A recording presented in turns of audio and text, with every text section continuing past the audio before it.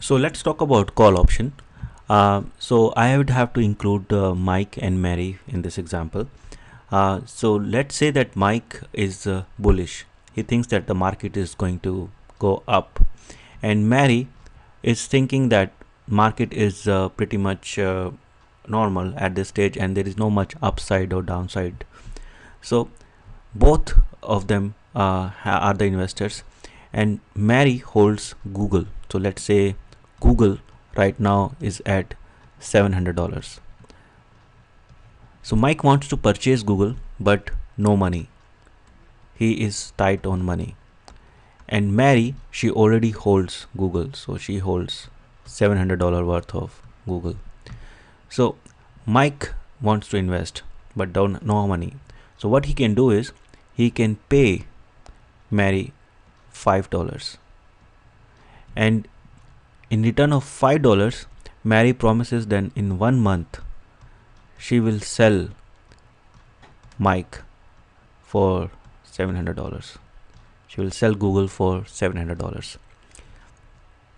So why Mary would do that? Because in if she do that, she will get $5 plus get to sell that at $700.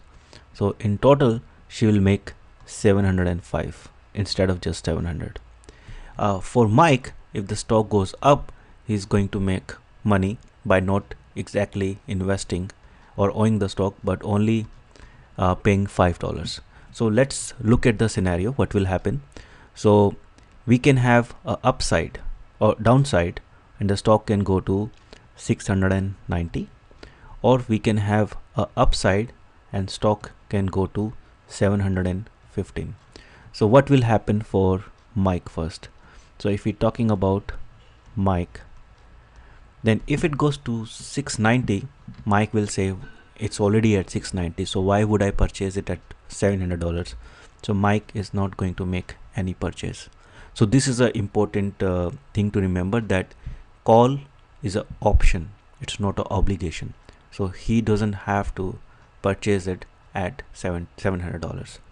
But if you talk about Mary, then in case of Mary, she lost $10 on the stock, but she made $5 from Mike, so she will end up with $695. So she lost $5 in this case, right? But if you talk about, now let's put loss here. So the loss will be $5 for Mary. Now if we talk about upside, so if the stock goes up, then Mike would like to purchase it at $715 or $700, and he do not even have to spend the $700 because the market is at 715. So he will just close the option and he'll get a $15. So because he paid $5 for it, so his profit is going to be $10.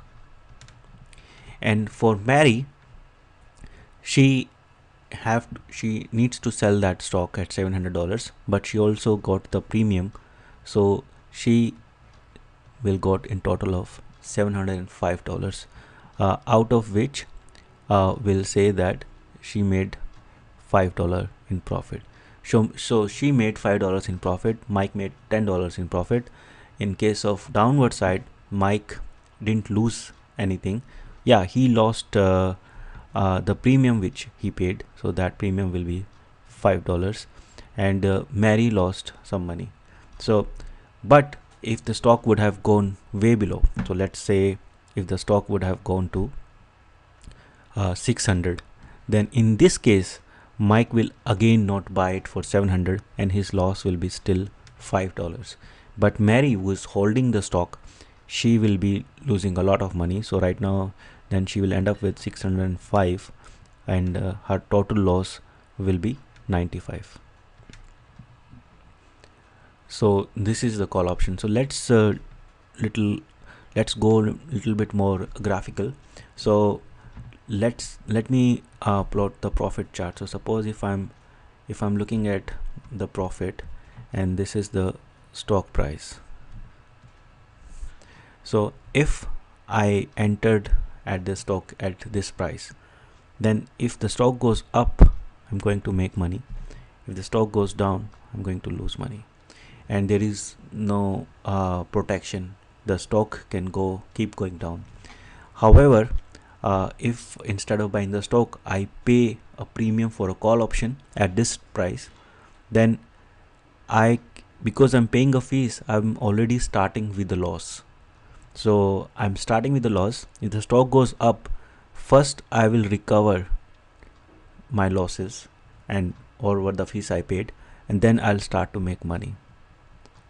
So my chances to make money will decrease because stock has to go above a certain price for me to even start make money. However, if the stock goes down, then I will not have any losses, because the only losses will I have is the premium which I paid for the stock. So in that case, my loss will be limited. So I'll get a downside protection, but I also limit my up or like I also delayed my upside profits. So this is how the call option works. Now there are few things to remember. So let's go back to the example of Google. So I'm talking about Google now, right? So I can have first the function of the strike price. So K, if the K is $700, the premium will be high. So suppose the premium could be $5.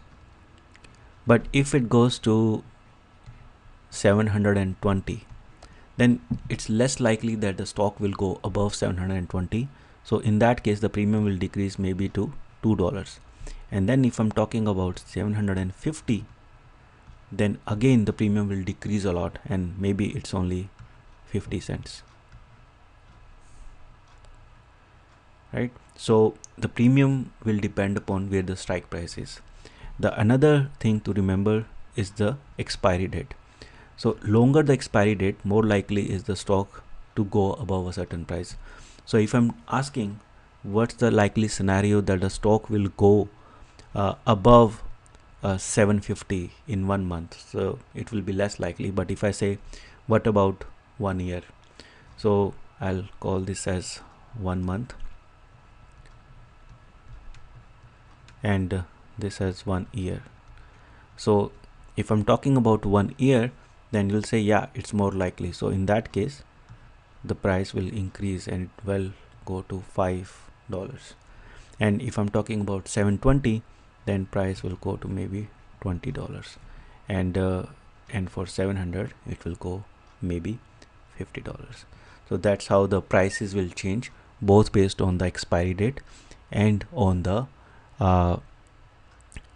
strike price.